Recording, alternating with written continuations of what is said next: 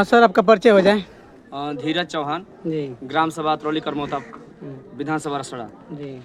तो आज किस प्रकार का कार्यक्रम किया गया आपके यहाँ? आज पृथ्वीराज चौहान की मूर्ति स्थापना हेतु भूमि पूजन का कार्यक्रम किया गया था, जिसके मुख्य अतिथि इस घोसी लोकसभा के सांसद राजीव राय जी थे। जी।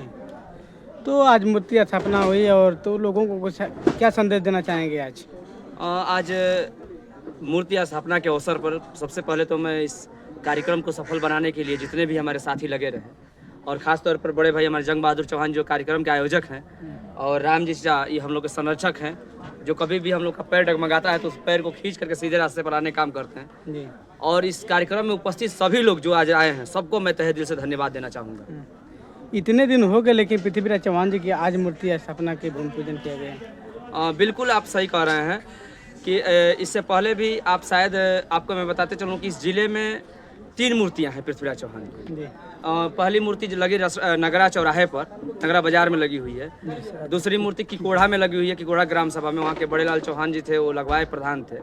और तीसरी मूर्ति लगी थी बलुआ पे, जो इस रसड़ा विधानसभा का सबसे पूर्वी छोर बॉर्डर पड़ता है। और चौथी मूर्ति आज हम लोग लगवाने जा रहे हैं, और कोशिश करेंगे हम लोग कि 2-3 जिले में ये ऐतिहासिक मूर्ति लगे।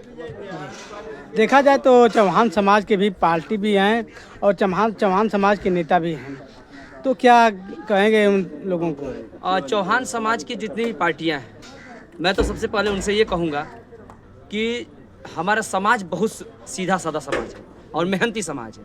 इस समाज को गुमराह करने का काम बंद करें वो लोग, और जो खंड खंड में बटे हैं, ये इतिहास से सीखते हुए, पृथ्वीराज चौहान हमारे महान सम्राट योद्धा थे, सप्तवेदी बाण ज्ञाता योद्धा थे, वो भी हारे उस समय, क्योंकि उस समय का राजपूताना जो था खंड खंडों में बटा हुआ था। और आज मेरे समाज की जो दयनीय दशा है, इसका एकमात्र कारण है, और एकमात्र सबसे मजबूत कारण है कि हमारे समाज के नेता जो अपने आप को कहते हैं कि मैं चौहान समाज का नेता हूँ, चौहान समाज की पार्टी हुई, खंड खंड में बटे हुए हैं। काश ये लोग एक हो जाते तो आज चौहान समाज शायद पृथ्वीराज चौहान के खोए हुए गौरव को, जो दिल्ली का सुल्तान कहा जाता था, ये सुल्तान पुनः दिल्ली की गद्दी पर बैठने का काम करता है। तो इनके विचारधाराओं को देखते हुए आप समाज को क्या संदेश देना चाहेंगे? और समाज को संदेश मैं देना चाहता हूँ कि जो समाज यहाँ पे पूर्वांचल में, खास तौर पर यूपी के पूर्वांचल में जो पिछड़ा हुआ समाज, मैं तो गली गली घूम के हम लोग अपनी टीम के साथ देख रहे हैं कि हमारा समाज कितना पिछड़ा है। और पिछड़ने का कारण ये है कि विस्थापित समाज है।